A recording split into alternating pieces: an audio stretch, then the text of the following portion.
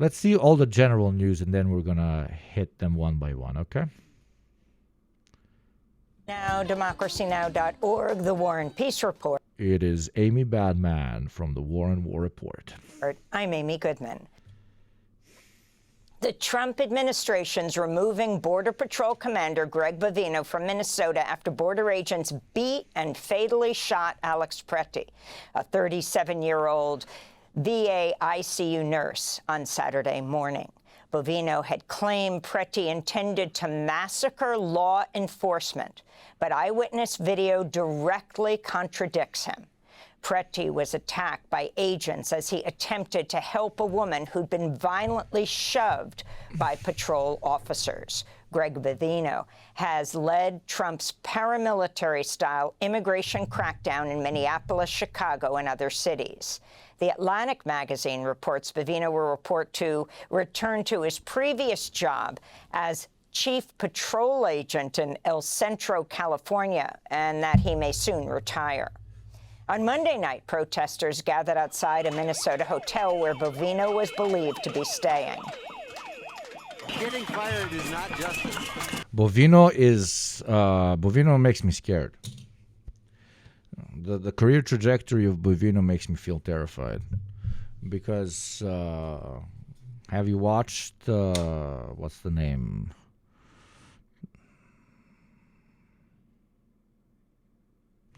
Leonardo DiCaprio movie, Jesus Christ. I said this like 100 times. One battle after another.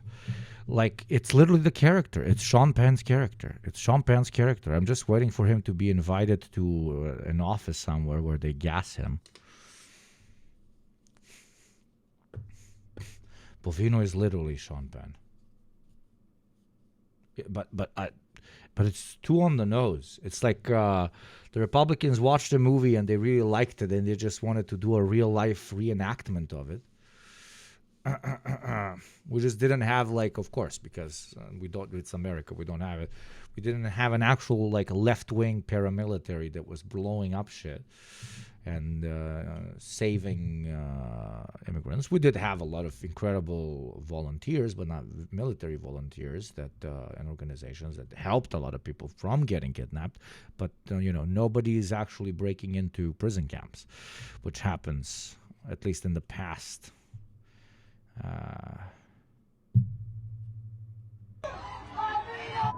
That's Border Patrol Commander Gregory Bovino appearing to give a like salute to the agents who work for him. Many have compared him to an SS commander, and not just because of his distinctive trench coat uniform. Jesus, this person is yeah. We've seen this. Yes. It's not enough. The man needs to be brought to trial for what he's wrought on Minneapolis and the state of Minnesota. The shooting of Alex Preti has sparked bipartisan outrage across the United States and has forced the White House to reassess its operations in Minnesota. On Monday, the White House announced border czar Tom Homan will head to Minnesota. Homan is a longtime immigration hardliner who is an architect of Trump's first-term family separation policy.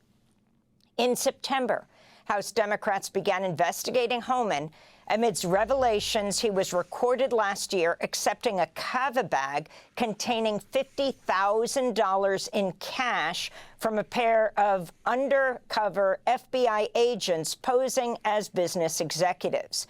On Monday, President Trump held calls with Minnesota Governor Tim Walz and Minneapolis Mayor Jacob Frey. Trump said he and Walz, quote, seemed to be on a similar wavelength, unquote. Walz talked to Minnesota Public Radio after the phone call. First of all, I ask that we have a fair and independent cuckold porn, crazy investigation into the murder of both Renee Good and Alex, and that we have to be able to do that. And he said, We'll look at that. We'll take a look at that. And I said we just have to reduce these numbers. We started out with that, and he pledged that, look, I'm going to send Tom Homan in. We'll do things differently. On Monday, Trump also held a 2-hour meeting at the White House with Homan. Yeah, we'll stop shooting white people, and we'll be more quiet when we deport the same number of people that we planned on deporting. We're going to do it Obama style, and you'll be happy, right? Yeah, of course I'll be happy. I don't want riots. Good cop, bad cop. What I said earlier. and Security Secretary Kristi Noem, Please don't fucking fall for it. Don't be fucking cretins. who had called Alex Preti a domestic terrorist shortly after he was fatally shot. 140 Democratic lawmakers are calling for Noem to be impeached. Thank you, Feeder League, for paying your tax. Be like Feeder League. Feed me my tax right now. We have 0 Western taxpayers in chat. Are you for real?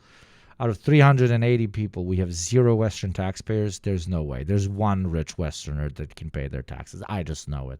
I'm looking at you, Timmy. Jimmy, Bobby, Karen, Teresa, I want to say. Becca. I'm looking at you, Becca. You owe me. I'm looking at you, Bob.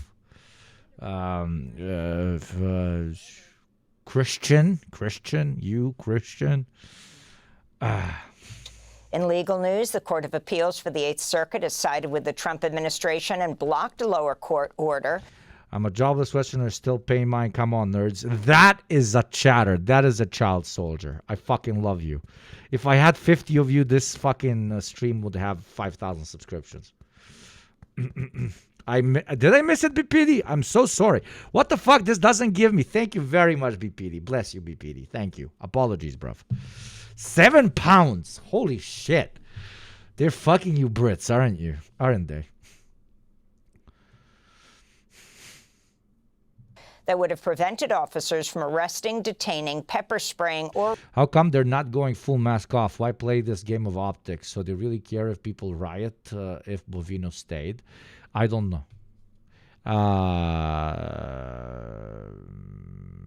Long term, what they're doing right now is smart if they're doing what I think they're doing, which is a good cop, bad cop, as I said earlier. They showed you how bad it can be.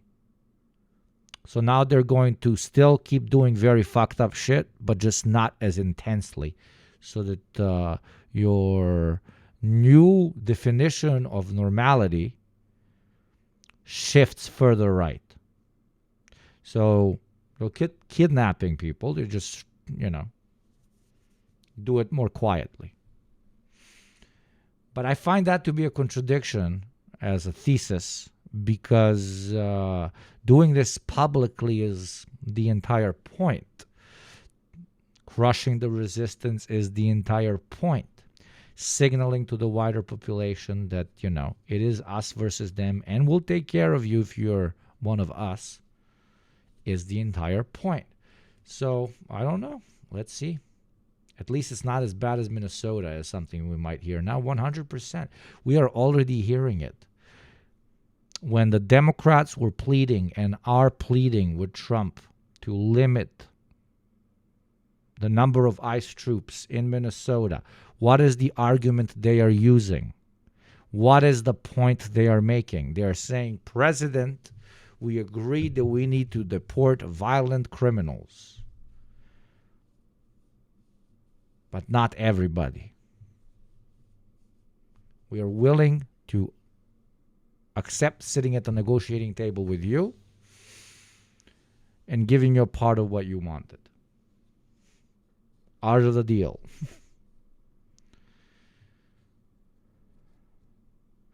And while the media forms an acceptable response to justify a permission structure. Exactly. Car dealer marks up car 200%. You negotiated down to 150% markup, fooling you to think you got to win. Exactly. This is implying they know what they're doing. This is implying this chat ran a reactionary American government, okay? If we were running that ship, that's how we would do it. That's how we would do it. But don't know if they're thinking that far ahead.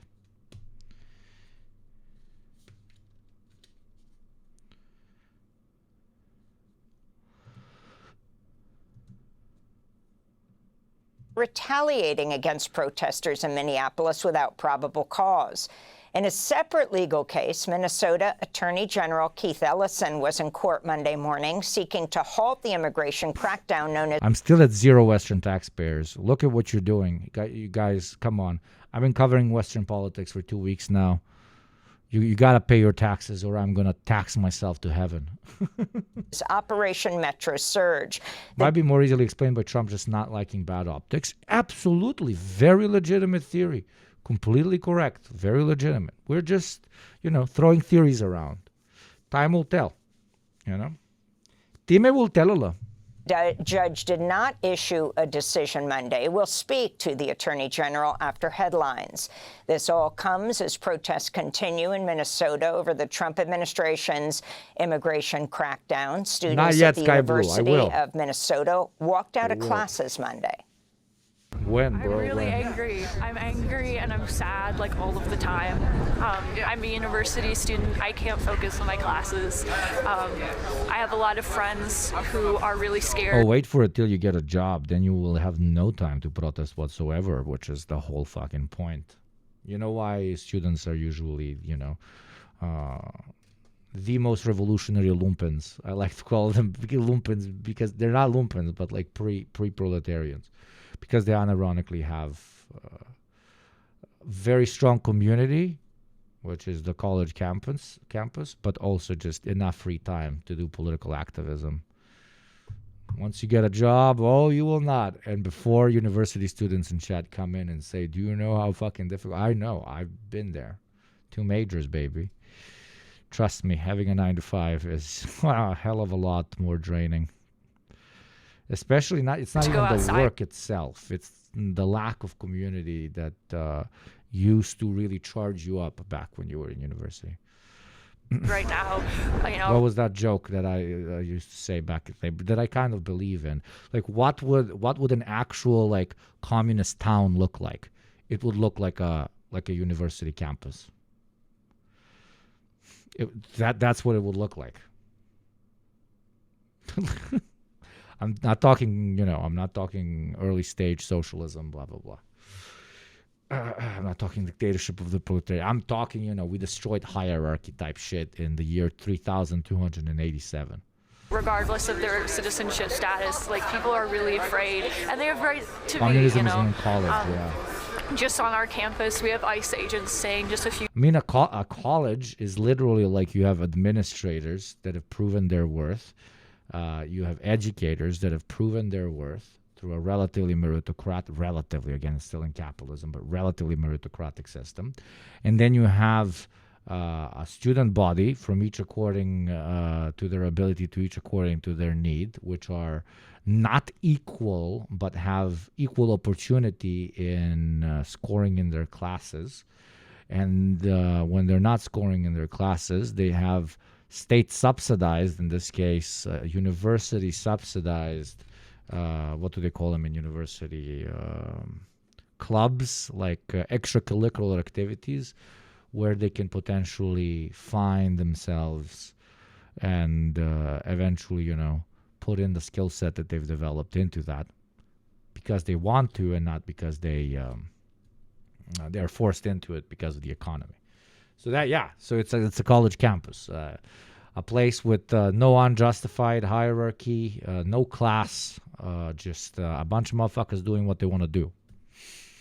Streets away here in Cedar Riverside, in the neighborhood nearing ours, they've faced so much brutality and violence the past couple of weeks. In other news from Minnesota, Republican gubernatorial candidate Chris Mattel has dropped out of the race, citing President Trump's immigration crackdown. Mattel's a Minneapolis lawyer who recently represented Jonathan Ross, the ICE agent who fatally shot Renee Good. He released this video Monday. Number one, I cannot support the National Republicans' stated retribution on the citizens of our state, nor can I count myself a member of a party that would do so. In news from Washington, D.C., the likelihood of a partial government shutdown at the end of the week is growing. Senate Democrats are refusing to back a sweeping funding bill if it includes money for the Department of Homeland Security and ICE. In Dilley, Texas, dozens of detained immigrant families held a protest Saturday inside ICE's South Texas Family Residential Center, demanding the release of detained children. Protesters held signs reading "Libertad para los niños," or "Liberty for the kids." Prisoners in Dili include 5-year-old Liam Ramos, who was detained with his father in Minnesota after the boy came from preschool last week. He was wearing bunny ears. The images of Liam went viral after he was picked up while still wearing his Spider-Man backpack. Also being held at Dili is a 7-year-old named Diana Crespo. She and her parents were detained in the parking lot of a hospital in Portland, Oregon 2 weeks ago. Her parents were trying to get help for the second grader who had a long-lasting nosebleed, but they never made it inside the hospital. The Oregon Nurses Association condemned what happened, saying, quote, "No parent should ever be forced to weigh their child's health against the risk of detention," unquote. In related news, federal immigration agents detained a 2-year-old girl and her father, Elvis Tapan Echeverria, in Minneapolis Thursday and transported them to Texas without a warrant, according to court filings.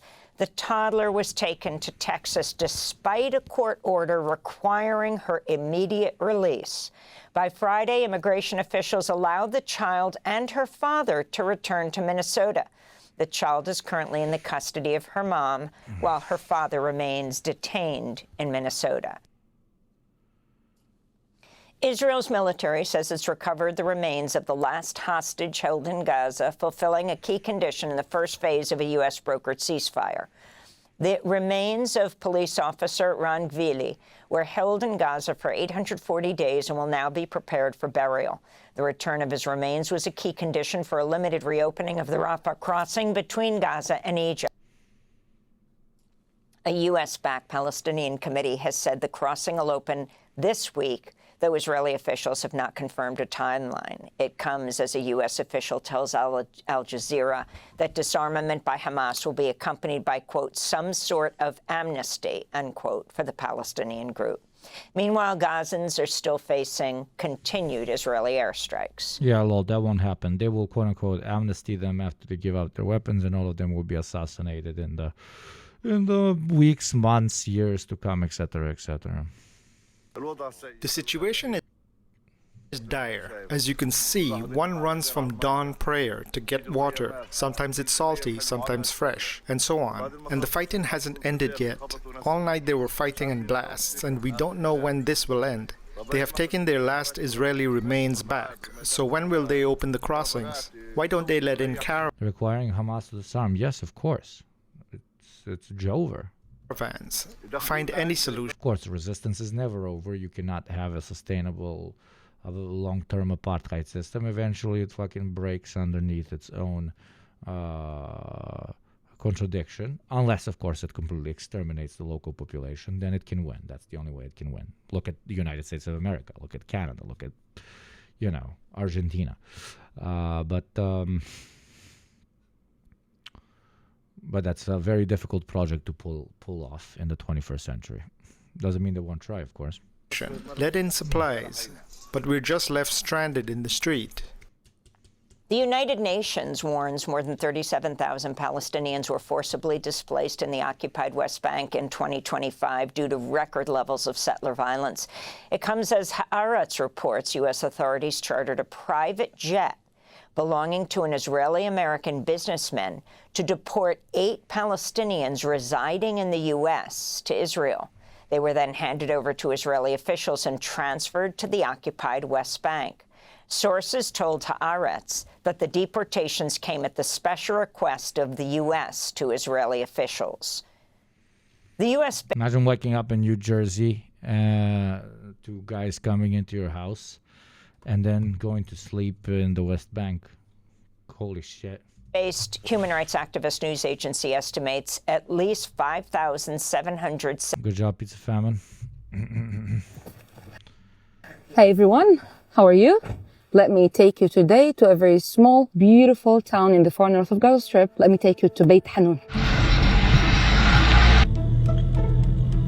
The genocide has introduced many terms to the Palestinian daily life, especially here in Gaza, such as the Yellow Line. And the Yellow Line is contributing in the slow slaughtering and stealing the lands of the Palestinians. The Yellow Line. The so-called Yellow Line. The so-called Yellow Line. The so-called Yellow Line. This is the closest point I can reach to Beit Hanun, my town, which is about 3 kilometers from here. Why? Because it is behind the Yellow Line. What is the Yellow Line?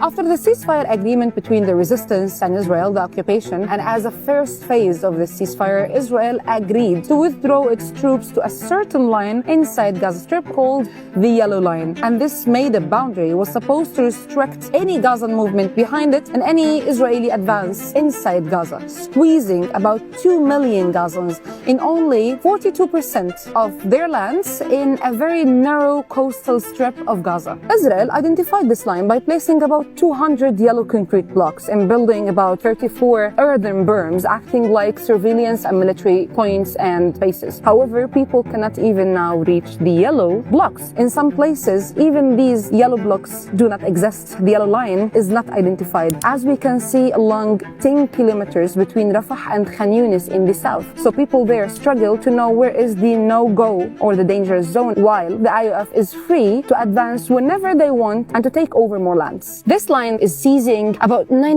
Thank you, Bluto is still a plan for that tier 3, you crazy motherfucker. Thank you very much.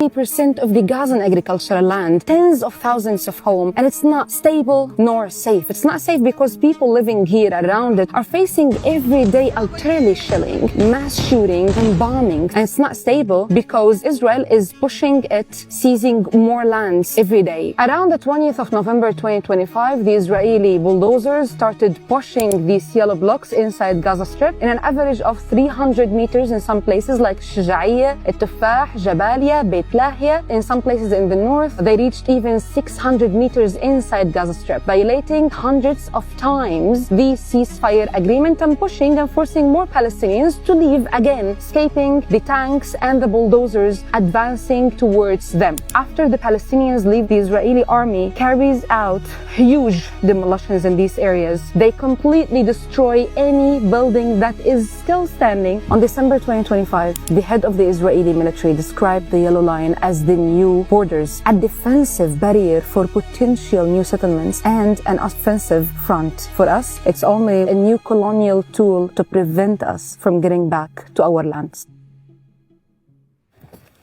Hey everyone, how are you? Let me take you today to a very small, beautiful town in the far north of Gaza Strip. Let me take you to Beit Hanun. Good update.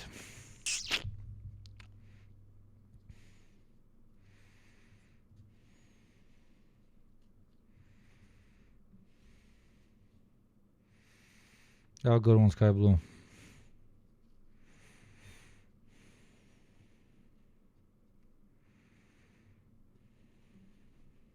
Joining me now is Minnesota Attorney General Keith Ellison. I appreciate you being with us here in the freezing cold. First of all, just the latest developments of, it seems, the reassignment of Mr. Bavino and the bringing in of Tom Homan. What do you make of that? Well, it sounds like they need to change tempo in their eyes. But I can tell you that Minnesotans have had quite enough of Mr. Bavino. Glad to see him go.